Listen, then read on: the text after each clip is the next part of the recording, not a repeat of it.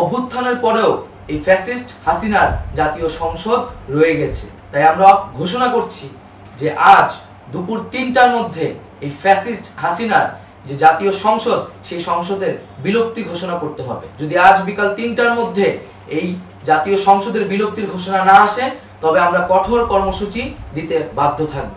আমরা মুক্তিকামী ছাত্র জনতার পক্ষ থেকে স্পষ্টভাবে বলতে চাচ্ছি যে এই বাংলাদেশকে ফ্যাসিবাদী রেজিম থেকে মুক্ত করার জন্য এবং একটি নতুন বাংলাদেশ, জনগণের বাংলাদেশ প্রতিষ্ঠার জন্য সকল ধরনের ষড়যন্ত্রকে নস্যাৎ করার জন্য, প্রতিহত করার জন্য বাংলাদেশের ছাত্র জনতা কিন্তু সদা প্রস্তুত রয়েছে।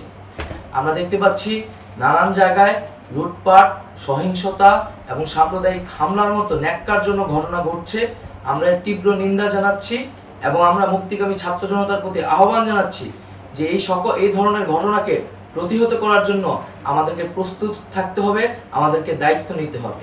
কেউ যাতে এই আন্দোলনকে নস্যাৎ করার জন্য এই ধরনের ঘটনা ঘটানোর সুযোগ না পায়, সেদিকে আমাদের সদা সতর্ক থাকতে হবে।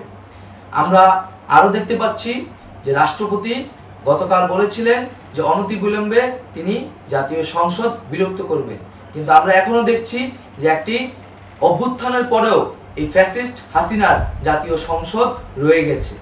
তাই আমরা ঘোষণা করছি যে আজ দুপুর ৩টার মধ্যে এই ফ্যাসিস্ট হাসিনার যে জাতীয় সংসদ, সেই সংসদের বিলুপ্তি ঘোষণা করতে হবে। যদি আজ বিকাল ৩টার মধ্যে এই জাতীয় সংসদের বিলুপ্তির ঘোষণা না আসে, তবে আমরা কঠোর কর্মসূচি দিতে বাধ্য থাকব। এছাড়া বন্ধুগণ, সবার জন্য আমরা জানাচ্ছি যে আমাদের যে অন্তর্বর্তীকালীন সরকারের কথা আমরা বলেছি, সেই সরকারের প্রধান উপদেষ্টার নাম আমরা ইতিমধ্যে ঘোষণা করেছি এবং এই সরকারের অন্যান্য উপদেষ্টা সহ সামগ্রিক রূপরেখা আমাদের প্রস্তুত রয়েছে। আমরা খুব শীঘ্রই সেই রূপরেখাটি জাতির সামনে উপস্থাপন করব। আমরা বাংলাদেশে স্থিতিশীলতা চাচ্ছি, সমাজে ন্যায় বিচার চাচ্ছি, সেজন্য কার্যকর পদক্ষেপ নিতে হবে এবং তার প্রথম পদক্ষেপটি হতে হবে এই জাতীয় সংসদ ভেঙে দেওয়া।